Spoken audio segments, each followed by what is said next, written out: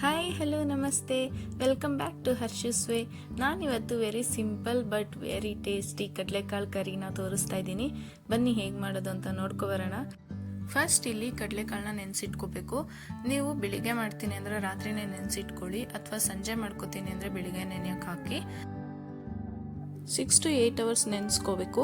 ಅದಾದಮೇಲೆ ನಾನು ಕುಕ್ಕರ್ಗೆ ಕಡಲೆಕಾಳು, 3 ಆಲೂಗೆಡ್ಡೆ, ನೀರು ಹಾಗೆ ಸ್ವಲ್ಪ ಉಪ್ಪು ಹಾಕಿ 3 ವಿಜಲ್ ಕೂಗಿಸ್ಕೊತಾ ಇದ್ದೀನಿ.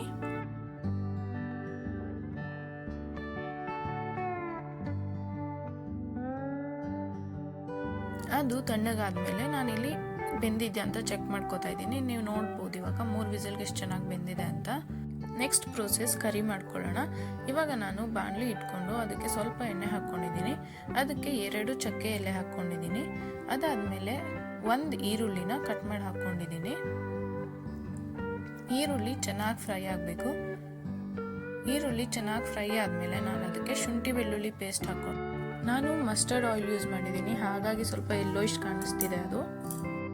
ಜಿಂಜರ್ ಗಾರ್ಲಿಕ್ ಪೇಸ್ಟ್ ಹಾಕ್ಕೊಂಡ್ಮೇಲೆ ಅದನ್ನು ನಾನು ಚೆನ್ನಾಗಿ ಫ್ರೈ ಮಾಡ್ಕೊತಾ ಇದ್ದೀನಿ. ಅದ್ರದ್ದು ರಾ ಸ್ಮೆಲ್ ಎಲ್ಲ ಹೋಗಬೇಕು. ಅಲ್ಲಿ ತನಕ ಫ್ರೈ ಮಾಡ್ಕೊಂಡಾದ್ಮೇಲೆ ನಾನು ಇದಕ್ಕೆ 2 ಟೊಮೊಟೊ ಸೇರಿಸ್ಕೊತಾ ಇದ್ದೀನಿ.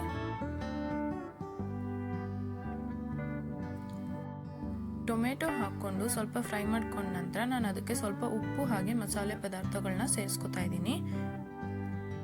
ಉಪ್ಪನ್ನ ನಾವು ಆಲ್ರೆಡಿ ಹಾಕಿರೋದ್ರಿಂದ ಕಡಲೆಕಾಳಿಗೆ ಸ್ವಲ್ಪ ನೋಡ್ಕೊಂಡು ಹಾಕೋಬೇಕು. ಸ್ವಲ್ಪ ಉಪ್ಪು ಹಾಗೆ ಸ್ವಲ್ಪ ಅರಿಶಿನದ ಪುಡಿ, ಖಾರಕ್ಕೆ ಬೇಕಾಗೋಷ್ಟು ಖಾರದ ಪುಡಿ ಹಾಕ್ಕೊಂಡಿದ್ದೀನಿ. ಹಾಗೆ ಸ್ವಲ್ಪ ಧನಿಯಾ ಪುಡಿ, ಸ್ವಲ್ಪ ಗರಂ ಮಸಾಲೆ ಪುಡಿ ಹಾಕ್ಕೊಂಡಿದ್ದೀನಿ. ಇದೆಲ್ಲ ಹಾಕ್ಕೊಂಡಾದ್ಮೇಲೆ ಚೆನ್ನಾಗಿ ಮಿಕ್ಸ್ ಮಾಡಿಕೊಂಡು ನಾನು ಸ್ವಲ್ಪ ನೀರು ಸೇರಿಸ್ಕೊತಾ ಇದ್ದೀನಿ. ಯಾಕಂದರೆ ಮಸಾಲೆ ಹಾಕಿದ್ಮೇಲೆ ಸೀದೋಗೋ ಚಾನ್ಸಸ್ ಜಾಸ್ತಿ ಇರುತ್ತೆ. ಹಾಗಾಗಿ ಸ್ವಲ್ಪ ನೀರು ಹಾಕ್ಕೊಂಡು ಬೇಯಿಸ್ಕೊಳ್ಳೋದ್ರಿಂದ ಅದ್ರ ಹಸಿ ವಾಸನೆ ಎಲ್ಲ ಹೋಗುತ್ತೆ. ಹಾಗೆ ನಮಗೆ ಮಸಾಲೆ ಯಾವುದು ಸೀದೋಗಲ್ಲ.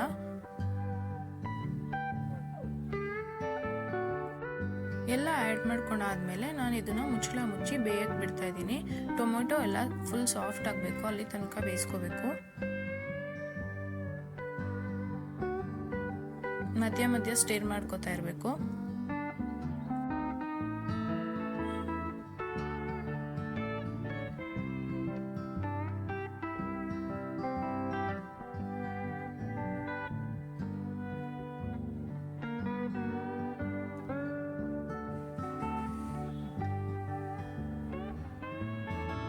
ಇವಾಗ ಇದು ಆಲ್ಮೋಸ್ಟ್ ಆಗಿದೆ.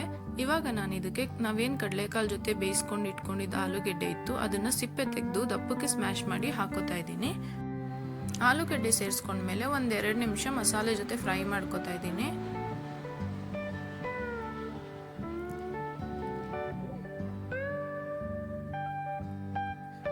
ಫ್ರೈ ಮಾಡ್ಕೊಂಡಾದ್ಮೇಲೆ ಅದಕ್ಕೆ ನಾನು ಬೇಯಿಸ್ಕೊಂಡಿರೋ ಕಡಲೆಕಾಳನ್ನ ಅದ್ರ ರಸದ ಜೊತೆನೆ ಸೇರಿಸ್ಕೊತಾ ಇದ್ದೀನಿ.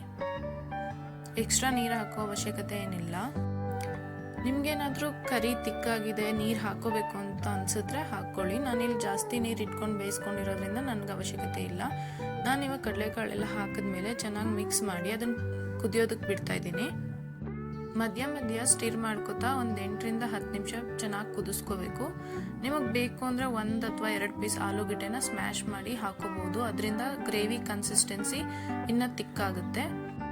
ಈ ಕಡಲೆಕಾಳು ಕರಿ ಚಪಾತಿ ಜೊತೆ ಅಥವಾ ರೈಸ್ ಜೊತೆ ಅಥವಾ ರೊಟ್ಟಿ ಜೊತೆ ಎಲ್ಲದಕ್ಕೂ ತುಂಬ ಬೆಸ್ಟ್ ಕಾಂಬಿನೇಷನ್ ಅಂತಲೇ ಹೇಳ್ಬೋದು.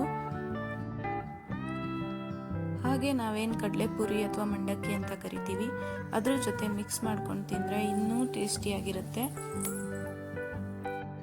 10 ನಿಮಿಷ ಬೇಯಿಸ್ಕೊಂಡಾದ್ಮೇಲೆ ಕರಿ ಕನ್ಸಿಸ್ಟೆನ್ಸಿ ನೀವು ನೋಡಬಹುದು ಎಷ್ಟು ಚೆನ್ನಾಗಾಗಿದೆ ಅಂತ. ಲಾಸ್ಟಿಗೆ ಸಣ್ಣಗೆ ಕಟ್ ಮಾಡಿರೋ ಕೊತ್ತಂಬರಿ ಸೊಪ್ಪನ್ನ ಸೇರಿಸ್ಕೊಂಡು ಚೆನ್ನಾಗಿ ಮಿಕ್ಸ್ ಮಾಡಿಕೊಂಡು ಸ್ಟವ್ ಆಫ್ ಮಾಡಿಕೊಂಡ್ರೆ ನಮ್ಮ ಕಡಲೆಕಾಳು ಕರಿ ರೆಡಿ ಆಗುತ್ತೆ.